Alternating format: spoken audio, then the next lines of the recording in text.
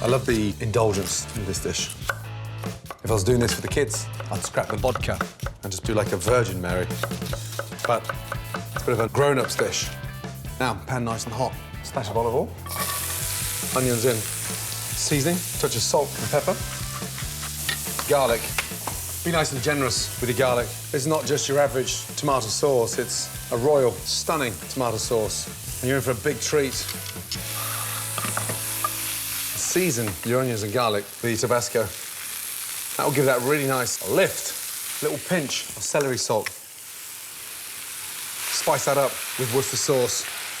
It instantly colours the tomatoes. Goes brilliantly well with the celery salt, Tabasco, and that nice caramelised garlic. A little light sprinkling of sugar. All the Worcester sauce has reduced down. We've got this nice, sweet, spicy, sticky, garlicky onion base. Glazed with a couple of spoons of vodka in. Lovely. Woo. Chopped tomatoes in. A little touch of water. Look at the colour of that sauce. Check the seasoning. That's delicious. Bring that up to the boil and cook it out 6 to 8 minutes. Reduce it down slowly. Turn down the gas and let that simmer. With my sauce simmering, I can move on to a delicious breadcrumb topping to dress my linguine. I'm gonna fry off my breadcrumbs. Get them nice and crispy, but don't put too much oil in there. Otherwise, the bread will just absorb it. They become greasy. Beautifully season them, and they go really nice and golden brown. 30 seconds before they come out, flat leaf parsley. Roll that through your breadcrumbs. And that is going to finish the linguine on top. You can hear how crispy they are. Before I cook the linguine, I'm going to make the chili butter that will flavour my lobster. Get your chilli and slice it. I want to take advantage of all those seeds. Chilli in. Touch of salt. A nice clove of garlic.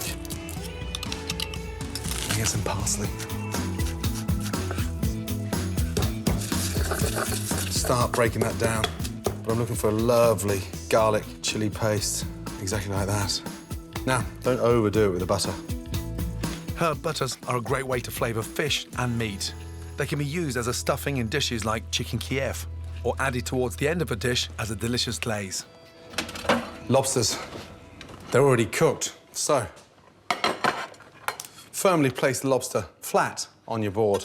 There's a little crisscross here, line there and a line going across. Put the point of the knife in and just push through the head. Turn the lobster around, cut through the lobster. Snap the legs off, snap the claws off. Just get the back of your knife, crack them. Spread that beautiful butter on. Go into the heads as well. And then the claws. Take off bits of the shell and get little bits of butter in there. This can be done way in advance. For me, the longer that chili butter sits on top of that lobster, the better the flavour, especially when they hit the grill. While my lobster firms up in the fridge, I can finish cooking my linguine. Water brought up to the boil, seasoned nicely, and a little touch of olive oil. Now, linguine in first. That's going to take the longest, 8 to 10 minutes. In, and as the linguine starts softening at the bottom, just gently turn that around. Always wait till the linguine is nice and soft. That way you don't break those nice strands. Give that a good mix. Get your lid back on. And bring that to the boil rapidly. After 8 to 10 minutes, my linguine should be perfect. You want it al dente, slightly firm. Not too chewy. Absolutely spot on. Drain that into a colander. Shake a little bit of water from the pasta into my sauce. In she goes. Start twisting the linguine around. I want that Bloody Mary spicing up the linguine. Always hold up the centre of the pan first and place it onto the plate. Let go of that nice big lump. By doing this, you'll get a mountainous pile of spaghetti with more body. Then generously cover that with your crispy breadcrumbs. Absolutely beautiful. Last but not least, I need to cook my chilled herb-buttered lobsters on a smoking hot griddle. That butter's gotten really nice and firm, so the idea is slapping that down and grilling. The smell of that chili and garlic butter is extraordinary. Because the lobster's cooked, all you're doing is grilling that delicious, spicy chili butter. You just want that mark of the char quickly on the lobster. Turn that over. Smell is incredible. Now, get that on.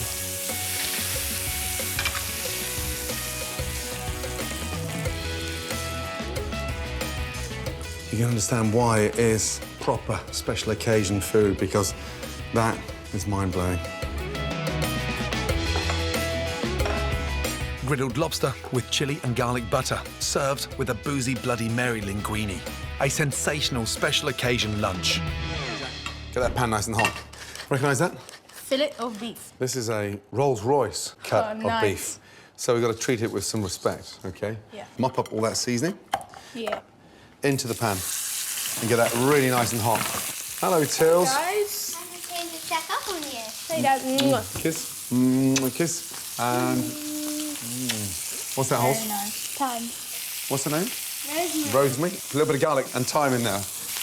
Cooking with these aromatic herbs and garlic will add flavour to the beef. Because it's a fillet of beef, there's hardly any fat on there, so you sear it quickly.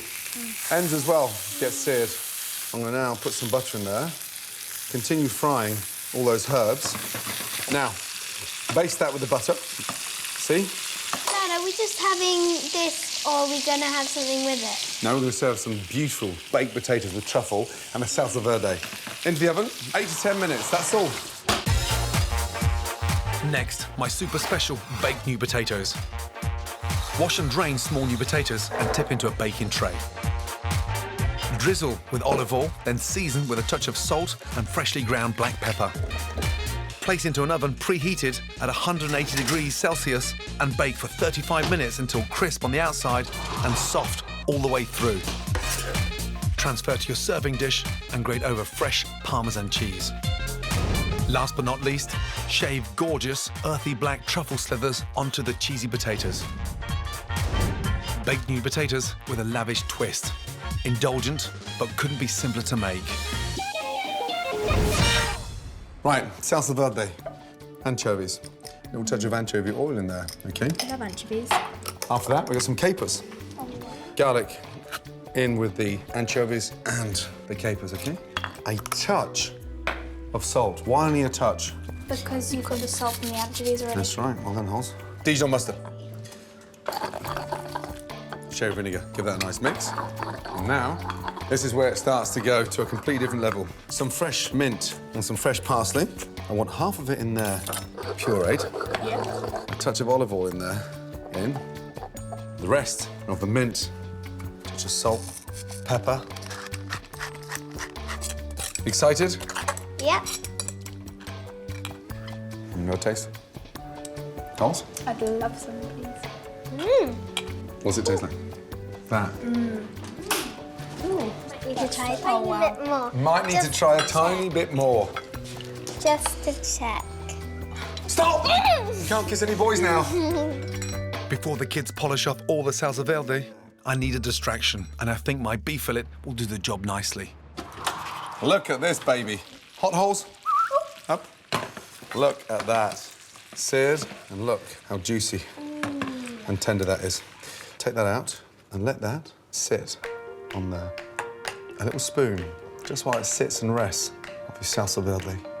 As the beef cools down, that salsa verde marinades. That goes to the table very carefully, please. Tills. This is my ultimate special occasion dinner. The tenderest rare beef fillet with punchy salsa verde, served with extravagant truffled new potatoes,